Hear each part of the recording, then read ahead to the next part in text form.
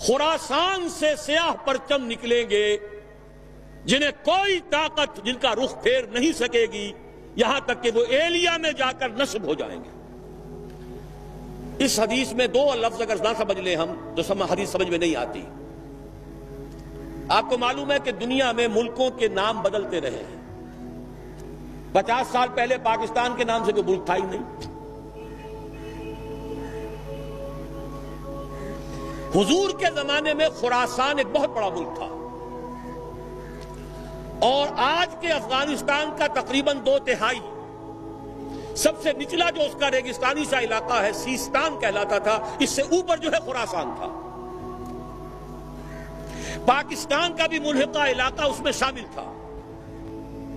یہ واخان کی پٹی جو آپ نے کبھی پڑھی ہوگی، اور جبکہ ابھی افغانستان میں جنگ ہو رہی تھی، روسی آ گئے تھے، ایک بڑی باریک سی پٹی آتی ہے افغانستان سے، جیسے کسی برتن کا ہینڈل ہو، کسی فرائی پین کا ہینڈل چلا رہا ہے، وہ واخان۔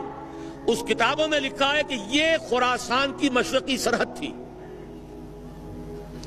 اس کے نیچے کا سارا علاقہ، یہ باجوڑ، دیر، یہ سارا پھر اس کے بعد کوہستانی علاقہ، یہ وہ علاقہ ہے جہاں جہاد سید احمد بریلوی رحمت اللہ علیہ کا ہوا۔ خراسان میں اس کے علاوہ تھوڑا سا علاقہ ایران کا شامل ہے، وہ اب بھی خراسان کہلاتا ہے، چھوٹا سا صوبہ ہے۔ اور ایک پھر ماوراء النہر کا یہ علاقہ جو ابھی آزاد ہوا ہے روس کے تسلط سے، یہ بھی اس میں شامل تھا۔ یہ پورا ایک ملک کہلاتا تھا خراسان۔ اس سے ادھر کا جو ایران آج کا ہے وہ اصفہان کہلاتا تھا۔ اس خراسان کے علاقے سے فرمایا حضور نے کہ فوجیں نکلیں گی سیاہ علم لے کر، سیاہ پرچم لے کر۔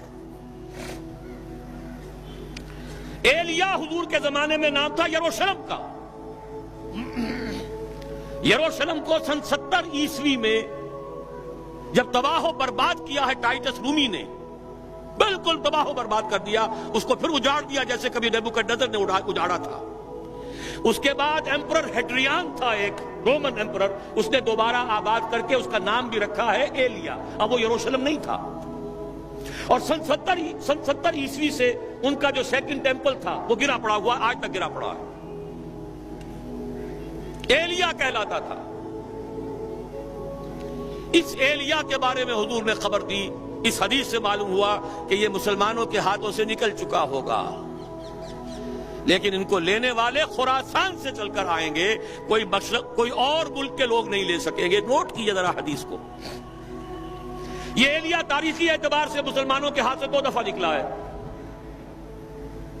پہلے عربوں کے ہاتھ سے نکلا، لیکن عرب واپس نہیں لے سکے۔ کس نے واپس لیا؟ صلاح الدین ایوبی کرد، خراسانی نہیں تھے۔ گویا کہ وہ اس حدیث کا اطلاق اس پر نہیں ہوگا۔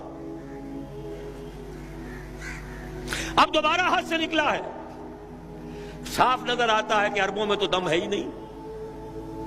تھوڑے سے دم خم کا امکان تھا عراق کا، اس کا جو بھرکس نکالا ہے، اگلا پچھلا کھایا پیا جیسا، اور دوسرا 3 ٹکڑوں میں تقسیم کیا ہے، اس کی اپنی حماقت بھی اس میں شامل ہے، عالمی سازش شامل ہے، سب کچھ ہے۔ یہ میرا اس وقت کا موضوع نہیں ہے۔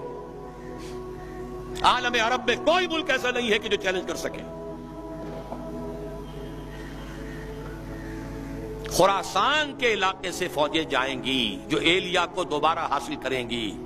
یخرجو من خراسان رایات سود فلا یردها شیء، کوئی شے ان کا رخ نہیں پھیر سکے گی، حتی تنصب ایلیا، یہاں تک کہ وہ رایات سود جو ہے وہ سیاہ جھنڈے ایلیا میں جا کر نصب ہو جائیں۔